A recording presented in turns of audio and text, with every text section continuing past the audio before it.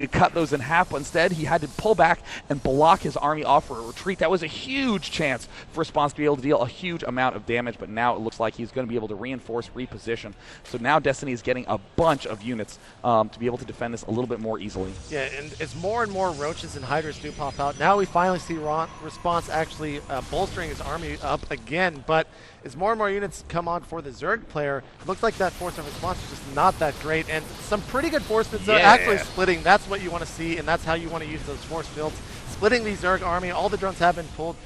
Probably going to lose that hatchery. He needs to go to the hatchery. It's right there. Maybe. He can pick it off, but unfortunately waits till all the force fields go away. He can advance a little farther and cut off this set of this entryway to this expansion, but this is a very, very awful spot for Destiny. I mean, well, actually, it's pretty awkward for both players. I mean, losing your third is always just a terrible spot to be in for Zerg, but at the same time, the counterattack did so much damage in the Protoss main that neither really has a good way to get a third at this point. Now, let's actually pop open the unit tab and see how many drones Destiny has. 55 compared to the 42 probes. Probably lost about 10, 15 in that last Zergling run by at the natural. And there's the Overseer Cocoon, as Sean just pointed out. And he also has a couple of Corruptors out on the field. Right now, if you were to throw both armies at each other, who do you think would win? I mean, I'm probably going to give my favor to ReSpOnSe because he does have a good amount of energy on those sentries, and it looks like he's advancing forward. He's trying to hallucinate some more Colossi. This is such a gigantic push, and Destiny trying to get into a good position, has a lot of Roaches and Hydras on the map, and again target firing the correct Colossi. Thanks to that, Overseer knows exactly which ones are real and which ones are not, and it looks like more Roaches rushing down. No force field on the ramp, and Destiny has an amazing arc. Look at how many units he still has alive, and Destiny does manage to defend this attack. Looks like it. There is that one Immortal, though, and the Immortals are very, very strong against the Roaches. I think that Destiny is going to defend that, but some more units finally being reinforced for ReSpOnSe as here they come. And he does not have blinks, so he can't really retreat that quickly. If those Lings can get a nice surround on him, he will actually lose those Stalkers. He hasn't taken a third either, so this is a really, really rough spot for ReSpOnSe to be in right now. That was one of the closest battles I've seen in a while. I mean, just barely. Second rounds of units needed by both players to be able to stay in the game. And ReSpOnSe does not really have any way to pressure this third if Destiny does retake it. And again, looks like Destiny is running low, or excuse me, ReSpOnSe is running low on options himself. Look at the main, down to pretty much nothing on all of these mineral fields.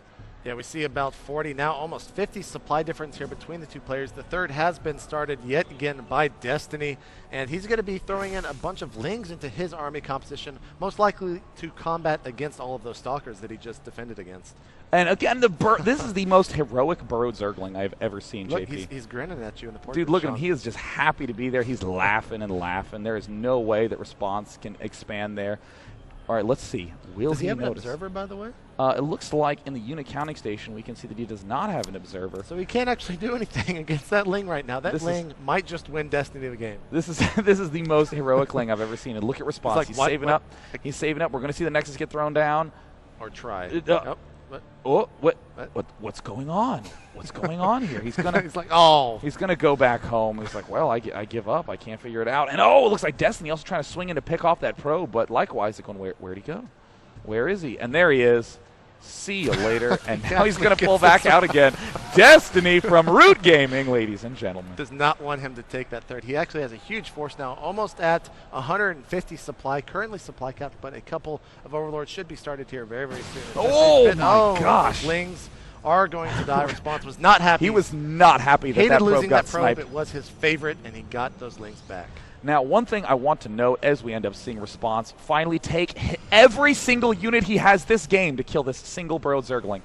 There it is, and here we go. It wasn't close. He got him. So one thing to note about Destiny's position right now, if we consider what we said at the start of the game, Destiny is kind of forced to make just units for the rest of the game. Doesn't really have a good opportunity to make drones. That is still true at this late stage. So it looks like Destiny taking everything, and he's going to try to push up, and he needs to be careful. Oh, ends up having a couple Roaches get picked off in this probe. Now that the burrowed Zergling is gone, he just doesn't have any money. He's going to refinance in just a moment. And there he does. Finally, a chance for more money to trickle in for Protoss, but looks like Destiny is going to build some Spine Crawlers and Spore Crawlers to defend against any shenanigans that could occur. Now it looks like Destiny, you know, we gave him praise for the creep tumors going down that bottom lane, but he's just stopped for some reason. He probably could have continued all the way to that third earlier on, and then he actually could have attacked instead of just failing, getting those force field, or getting those roaches force field and losing a handful in that last engagement. Yeah, I definitely think that creep spread is going to be huge for some later aggression. We also see that there is the 2-2 upgrades going down for Destiny as well as the Hive. More larvae continuing to pop off, and I love how low that energy is. Look at that, 20 energy at the main. A lot more at the expansion. We're going to ignore it. We're going to come right back to this main queen. Isn't that amazing, JP? It is amazing. Almost as amazing as that fourth base going up there at the 12 o'clock position. The third should be up very soon as we see some probes being transferred over there. He needs to get this third up as he's almost mined out at his natural. Yeah, I mean, response is, again, looking kind of an awkward position. It's kind of funny to think about how much aggression happened at the start of this game and then how cut off they ended up in the later stages. And there's the chrono boost. That's now, too bad. Now, this Immortal, even though it's chrono boosted, will be building 50% faster, but 50% of 0 is still 0, so it's going to be a little bit rough. Oftentimes 0.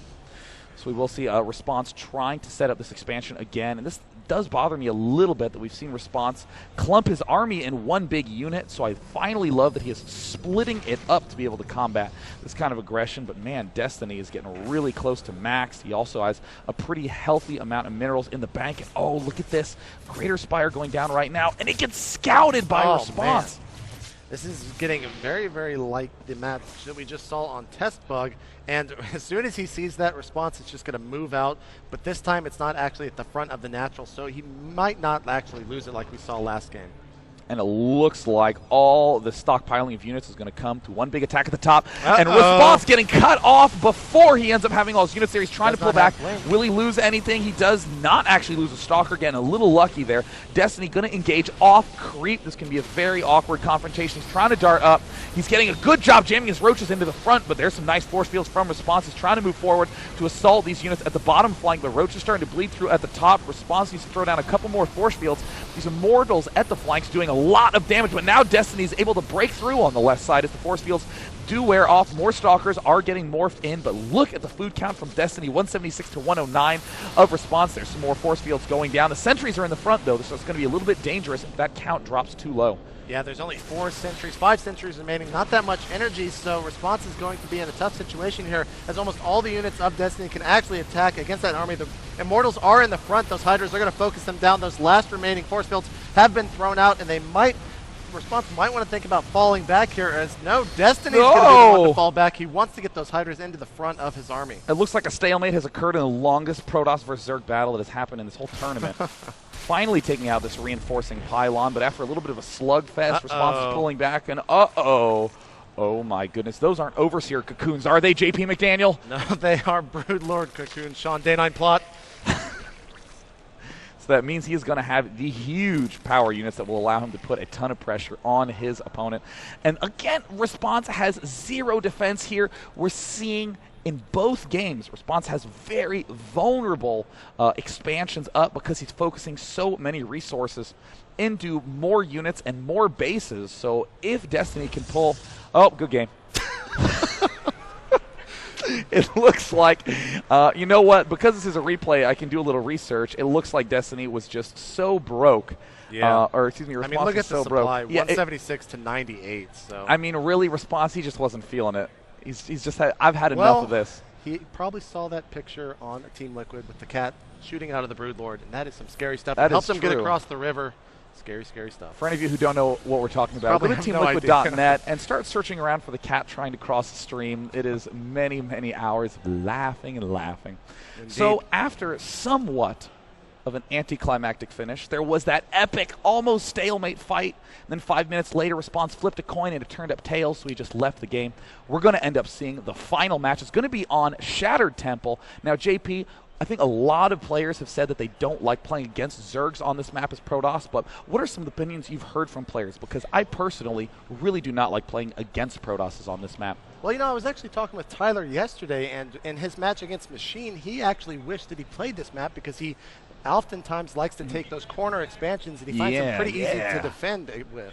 Yeah, that's the one thing that I think is a real struggle for Zerg players on this map, is that it's so impossible to kill that corner expansion whenever Protoss takes it.